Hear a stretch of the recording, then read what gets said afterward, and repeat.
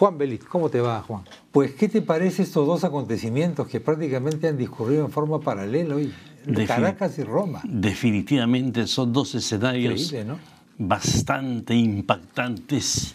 Ambos, la dimensión de ambos creo que es muy singular. El caso de Chávez, con las discrepancias que puedan tener algunas, con las disidencias ideológicas, con sus singularidades económicas y su modelo político, sin lugar a dudas Chávez es una de las grandes figuras que ha desaparecido del escenario latinoamericano y que más aún, Chema, va a ser muy difícil que sea reemplazado. Yo no veo a un líder que tenga su dimensión, su carisma, su capacidad de convocatoria. Ciertamente deja a una Venezuela casi agobiada, con datos increíbles e impresionantes.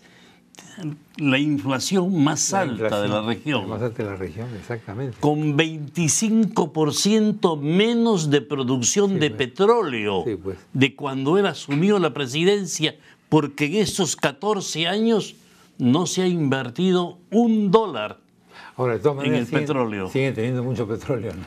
Bueno, es el país más rico en petróleo en el mundo. En este momento, Chema, Venezuela está sobre un mar de petróleo, y tiene reservas mucho más grandes que las de Arabia Saudita. No hay ningún país que tenga el petróleo que tiene Venezuela. ¿Te ha impresionado la multitud que ha acompañado a los restos de Chávez? Bueno, creo que Yo creo que ha excedido los cálculos, ¿eh? Definitivamente. Todos sabíamos que iba a ser grande, digamos. Definitivamente. Yo creo que la multitud le ha respondido a Chávez en un gesto de agradecimiento al despedirlo, y eso en proporción a cómo Chávez se acercó sobre todo a los sectores más desprotegidos, a los sectores más pobres, a los sectores más olvidados. En el momento final de Chávez en el escenario de este drama político, esa multitud le responde dándole a Chávez ese amor y esa gratitud por lo que ha hecho por ellos. Yo supongo que uno es el hecho de que hoy día no se puede hacerle todo este proceso de momificación que se le quería hacer a Chávez. No es posible, y no es posible porque no se han tomado las precauciones. Pero no se tomaron las precauciones, creo yo, precisamente porque Chávez debe haber fallecido hace algún tiempo y no se sabía qué hacer con el cadáver. Cuando va el jefe del partido a hablar con Chávez a Cuba, ABC, que parece haber tenido... ABC Español. Exactamente, que es un diario monarquista, un diario de la derecha, digamos, española, es un diario conservador, etcétera, pero con muy buenas fuentes, dice algo muy preciso. Chávez ha llamado a esos 3 personajes para advertirles que tienen que estar unidos, porque ya no es posible que él asuma la presidencia de la República. Esto, Chema, a un mes antes de que fallezca. Ciertamente Maduro no es Chávez, no tiene capacidad de convocatoria. Maduro habla muchísimo, pero no tiene la agudeza de Chávez, es decir, no es el tipo simpático. Dicharachero, más populista, más popular, me da la impresión. Pero es difícil que pierda la elección en este momento. Bueno, por supuesto. Esta elección es difícil que la pierda, ¿no? Y es difícil que la pierda porque en estos momentos Maduro, como es natural, se ha subido en el aura que tiene la ola, porque todavía Venezuela está de duelo. Hay una sensación de orfandad de Venezuela. Es decir, ha perdido a su padre.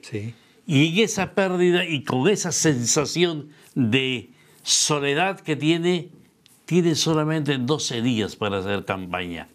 Sin lugar a dudas, Maduro tiene el triunfo asegurado. El triunfo asegurado.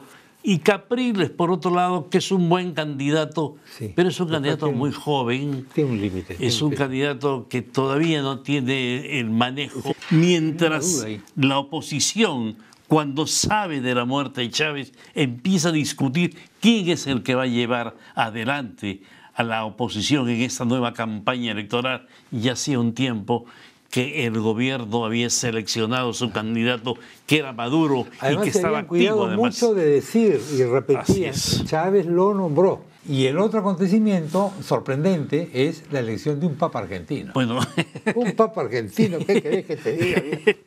Bueno, eso sí es insólito. Yo creo que nosotros, el mundo católico, estamos viviendo una época histórica que va a ser muy difícil que se repita en los próximos, me atrevo a decir, 1000 años. El solo hecho que haya renunciado un papa, que es el tercero que renuncia en 2000 años. En toda la historia de la Iglesia. En toda la historia de la Iglesia. El tercero, nada más. El tercero.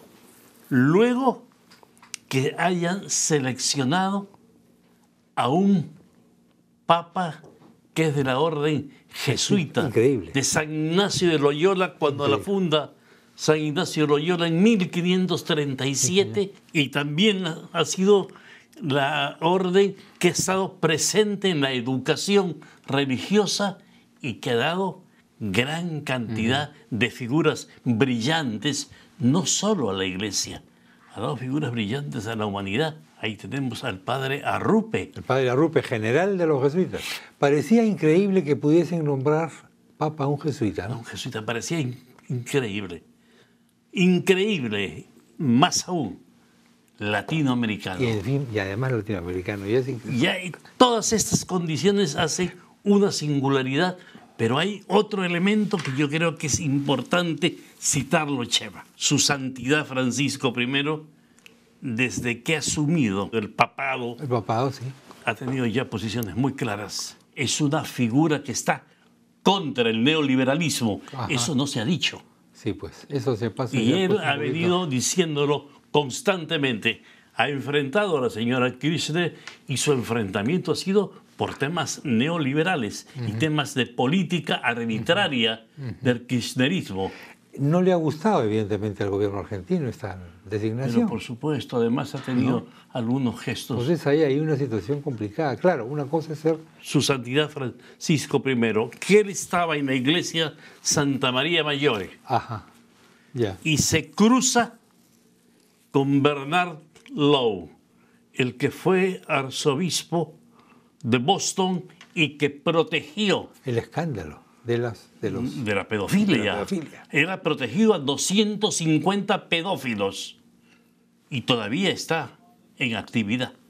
Y se ha cruzado con él y él ha llamado a sus adláteres y les ha dicho: a este personaje no lo quiero volver a ver por acá.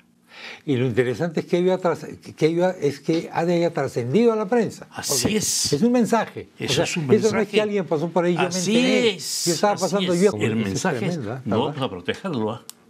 No nos vamos a quedar callados. ¿Verdad? Eso es importante. Vamos a hacer ¿Tú crees que eso público? Es muy importante, ¿no? Yo creo que es importantísimo porque fue uno de los factores que llevaron al Papa a renunciar. Hay también una vocación reformista de este Papa. Este Papa va a reformar la Iglesia.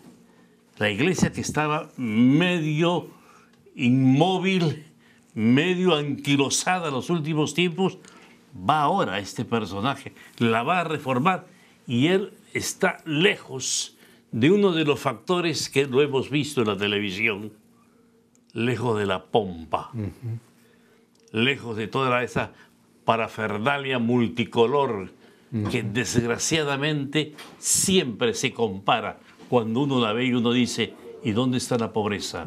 ¿Y dónde está la humildad?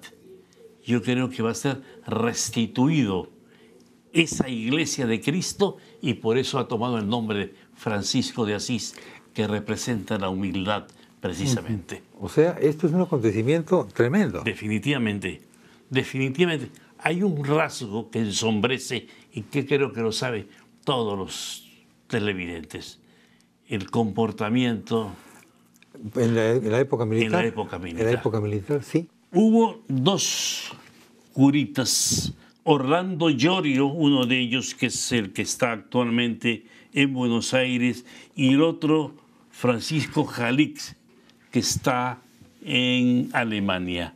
Los dos que trabajaban en las zonas marginales cuando viene el golpe de Estado, levantan a todos los jóvenes, también levantaron a los curitas.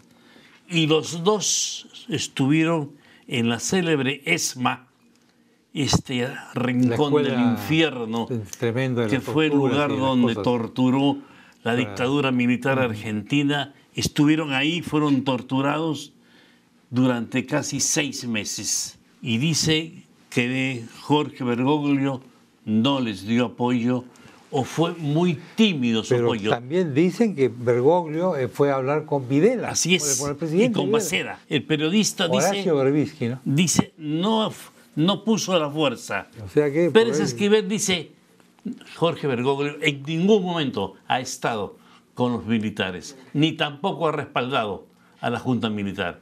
Lo que sí dice Pérez Esquivel, le faltó fuerza. Ahora, no tendría por qué defenderlo. Claro, cuando él es el provincial de los jesuitas en Argentina, tiene 36 años, que todavía está por formarse, sí. Y su responsabilidad es muy grande. No tiene ni siquiera los contactos políticos. Él mismo, en las declaraciones que ha hecho y en el libro que se llama El Jesuita, que se ha escrito, él mismo dice, yo no conocía a nadie cuando vino el golpe. Cuando yo he políticos, militares, no conocía etcétera, políticos, etcétera, no conocía militares, no conocía empresarios. Cuando he ido yo a hablar con Videla, Videla no me quería recibir. He tenido que ir como 3 o 4 veces a pedirle que me reciban. Cuando finalmente me recibe, yo le digo, usted, general Videla, ¿me puede recomendar con el almirante Macera? Y Videla me dice, no, de ninguna manera. Macera tiene su porción de poder en esta suerte de golpe y yo tengo mi área de influencia. Hay autonomía. Y entonces, ponte a buscar a Macera. Tengo que buscar a Macera, tengo que ser antesala, tengo que esperar a hablar con Macera. Y cuando hablo con Macera no me hace mucho caso. Bueno. Esto es apasionante, pero el tiempo se me ha terminado. Pero hay que seguir conversando esto. Te voy a invitar de nuevo. Muchísimas gracias, porque es muy amable. Apasionante. La cantidad de conocimientos que tiene Juan y la sensibilidad que tiene para captar los hechos importantes y relacionarlos. Esto ha sido solo una pequeña muestra. Además que es muy entretenido, dicho sea de paso. Muchas gracias. Algún día conversaremos sobre nuestras estadías en nuestros viajes hablando de Argentina, de Buenos Aires, viejo, el año 82. Así es. Para cubrir la guerra de las Malvinas. Bueno.